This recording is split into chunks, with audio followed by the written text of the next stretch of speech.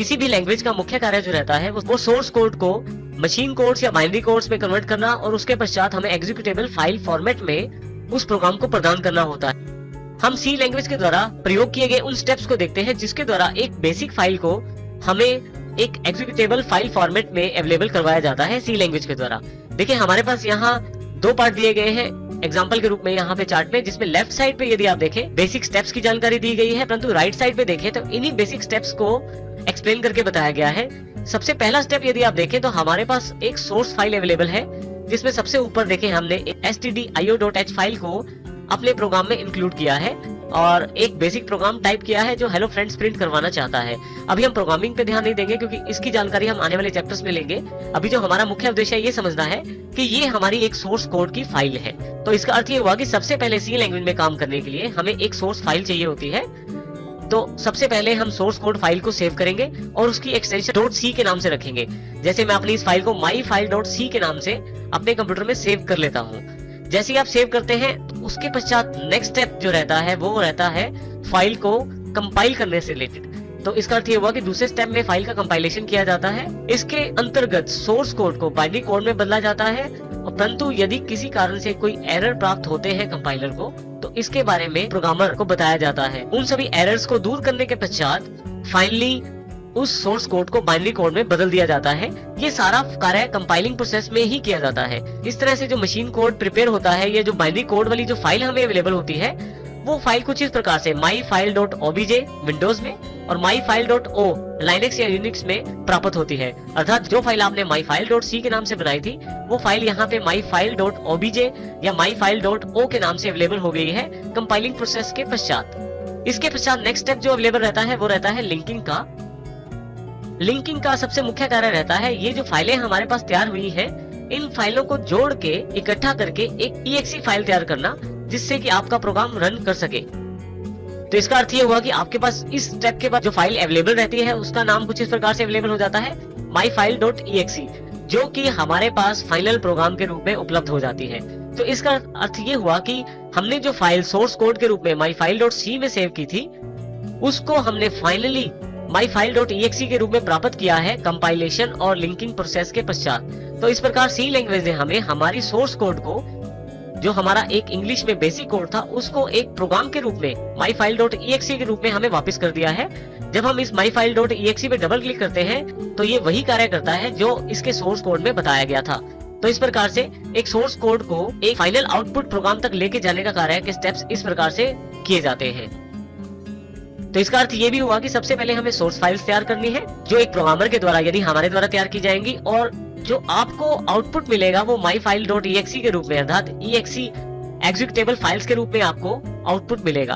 तो हमारा सबसे पहला मुख्य कार्य रहता है सोर्स कोड को तैयार करना। तो इसका अर्थ ये हुआ कि सबसे पहले हमें सोर्स फाइल बनानी है। सोर्स फाइल बनाने के लिए हमें क्या क्या चाहिए इसकी जानकारी अब हम नेक्स्ट स्टेप्स में लेते हैं। सबसे पहले हम बात करते हैं कैरेक्टर सेट ऑफ सी के बारे में। वो बेसिक लेटर्स या अल्फाबेट्स या स्पेशल कैरेक्टर्स जिनका प्रयोग हम अपनी सोर्स फाइल में कर सकते हैं, अर्थात जिनका प्रयोग करने से हम अपनी सोर्स फाइल को तैयार कर सकते हैं। इसमें सबसे पहले हैं आपके बेसिक इंग्लिश के लेटर्स, जैसे जिसमें कैपिटल और स्मॉल लेटर्स का ध्यान रखा जाता है, परंतु ये दोनों अलग अलग रूप में अवेलेबल रहते हैं। इसी तरह से डिजिट्स का प्रयोग किया जाता है। इसके अतिरिक्त स्पेशल कैरेक्टर्स का प्रयोग भी किया जाता है जिसके द्वारा हम अपनी सोर्स फाइलों को तैयार करते हैं। परंतु यहाँ ये भी ध्यान रखने की जरूरत है कि हमें इनको याद रखना जरूरी नहीं है, इनके प्रयोग से ही हम इन्हें सीख सकते हैं, जो हम आने वाले चैप्टर्स में देखेंगे। नेक्स्ट है हमारे पास वेरिएबल्स।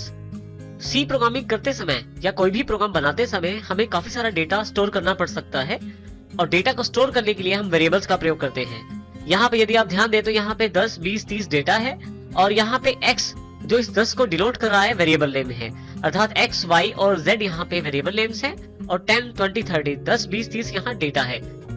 इसका अर्थ ये हुआ कि 10 का जो सेल है अर्थात ये वाला पार्ट आपका, इसको x वेरिएबल के नाम से डिनोट किया जा रहा है। और इसका अभिप्राय ये भी हुआ कि इसको मैं किसी भी समय चेंज कर सकता हूँ, और इसी तरह से मैं काफी सारे वेरिएबल बना सकता हूँ जिनमें अलग अलग प्रकार का डेटा भी स्टोर कर सकता हूँ। जैसे कि यहाँ पे एक p वेरिएबल है जिसमें a कैपिटल A को स्टोर किया गया है, q वेरिएबल है जिसमें 10.86 वैल्यू को स्टोर किया गया है। तो इसका अर्थ ये हुआ कि वेरिएबल्स का प्रयोग हम डेटा को स्टोर करने के लिए करते हैं। डेटा स्टोर करने के पश्चात इन वेरिएबल्स के नेम के साथ दोबारा उस डेटा को बाद में भी प्रयोग कर सकते हैं, और इस प्रकार से वेरिएबल बहुत ही इंपॉर्टेंट रहता है किसी भी प्रोग्राम के अंतर्गत। अगर हम इसकी परिभाषा की बात करें तो एक तरह से मेमोरी आइडेंटिफायर रहते हैं। इसका अर्थ ये हुआ कि इस सेल या इस बॉक्स के नाम को हम x कह रहे हैं, इसमें 10 की जगह कोई और वैल्यू भी हो सकती है और इसको कभी भी वॉश आउट करके दूसरी वैल्यू स्टोर की जा सकती है। तो एक तरह से ये मेमोरी आइडेंटिफायर्स होते हैं जिनका प्रयोग हम अपनी वैल्यूज को या डेटा को स्टोर करने के लिए करते हैं। यहाँ उदाहरण दिया गया है यहाँ पे 3 वेरिएबल्स का, जिसमें x, y, z को लिया गया है। x, y 2 हमारे पास वेरिएबल है जिसमें x में 10 और y में 20 स्टोर किया गया है, जबकि z में x और y को जोड़कर जो आउटपुट आ रहा है उसको स्टोर किया गया है, अर्थात 30। तो इसका अर्थ ये हुआ कि वेरिएबल्स में वैल्यूज और डेटा दोनों चीजें स्टोर की जा सकती हैं। प्रोग्रामिंग करते समय सबसे इंपॉर्टेंट रहता है किसी भी वेरिएबल की डेटा टाइप बताना। यदि आप यहाँ देखें तो अलग अलग तरह का डेटा स्टोर किया गया है। यहाँ नंबर्स हैं, यहाँ लेटर्स हैं और यहाँ पे यदि आप देखें तो फ्रैक्शनल वैल्यू को स्टोर किया गया है। परंतु सी लैंग्वेज में कार्य करने के लिए आपको ये जानकारी देना जरूरी रहता है कि डेटा किस प्रकार का है, और डेटा की प्रकार बताने को ही डेटा टाइप्स कहते हैं। इसका अर्थ ये हुआ कि जब भी हम कोई डेटा स्टोर करते हैं तो उसके लिए एक वेरिएबल बनाते हैं, परंतु वेरिएबल की एक डेटा टाइप निर्धारित करते हैं कि ये वेरिएबल इस डेटा को स्टोर कर सकता है। जैसे कि उदाहरण के तौर पे x जो है वो न्यूमेरिकल डेटा टाइप का है, अर्थात केवल नंबर स्टोर कर सकता है, और जो p है यहाँ पे वो अल्फाबेट यानी कि कैरेक्टर्स का डेटा ही स्टोर कर सकता है। हम आने वाले चैप्टर्स में डेटा टाइप्स को पूरी तरह से पढ़ेंगे, लेकिन यहाँ संक्षिप्त रूप में यदि बात करें 4 तरह की डेटा टाइप हमारे पास अवेलेबल रहती है।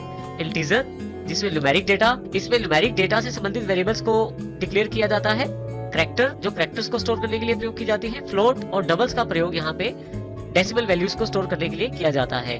तो इस तरह से मुख्य 4 डेटा टाइप्स अवेलेबल रहती है सी लैंग्वेज में, और इनका बहुत ही इंपॉर्टेंट रोल रहता है किसी भी प्रोग्रामिंग लैंग्वेज के अंतर्गत, और सी में भी इसका बहुत ही इंपॉर्टेंट रोल रहता है। डेटा टाइप्स की विस्तृत जानकारी हम आने वाले चैप्टर्स में लेंगे। नेक्स्ट जो हमें सबसे इंपॉर्टेंट रहता है किसी सोर्स फाइल को डिक्लेयर करना, वो रहता है उसका ब्लॉक। ब्लॉक के द्वारा हम ये जानकारी देते हैं कि कहां से हमारा फंक्शन शुरू हुआ है और कहां पे हमारा फंक्शन खत्म हुआ है। जैसे यदि आप यहाँ ध्यान दें तो ये जो ब्रैकेट कर्ली ब्रेसेस है, ये कर्ली ब्रेसेस ओपन ब्रैकेट के रूप में जहां पे हमारा फंक्शन स्टार्ट हुआ है, और इसी तरह से ये कर्ली ब्रैकेट है जो क्लोज कर रही है फंक्शन को। एंडिंग ब्रैकेट अवेलेबल है यहाँ पे कर्ली, तो एक तरह से ये हमारा ब्लॉक है। स्टार्टिंग ब्रैकेट से लेके एंडिंग ब्रैकेट तक हमारा एक ब्लॉक अवेलेबल है। इसमें यहाँ ये ध्यान देना जरूरी है कि किसी भी ब्लॉक या फंक्शन को डिक्लेयर करते समय उसका नाम देना आवश्यक रहता है। तो यहाँ पे नाम देने के लिए जैसे यहाँ पे हमने मेल का प्रयोग किया है, जो कि सबसे इंपॉर्टेंट फंक्शन रहता है सी लैंग्वेज के अंतर्गत, और यहाँ पे हमने मेल लिख दिया है। उसके साथ ही यहाँ राउंडेड ब्रैकेट्स ओपन और क्लोज कर दी है, जो ये बताती है कि ये हमारा फंक्शन है। आप फंक्शन का नाम कुछ भी रख सकते हैं। यहाँ हमने मेल रखा है और यहाँ पे कर्ली ब्रैकेट ओपन और कर्ली ब्रैकेट क्लोज, ये हमारा ब्लॉक बन गया है जिसका नाम मेल है, और जिसकी शुरुआत इस कर्ली ब्रेसेस से लेकर और एंड इस कर्ली ब्रेसेस तक रहता है। तो इस तरह से फंक्शंस को हम ब्लॉक्स के रूप में डिफाइन कर सकते हैं और इनका प्रयोग कर सकते हैं।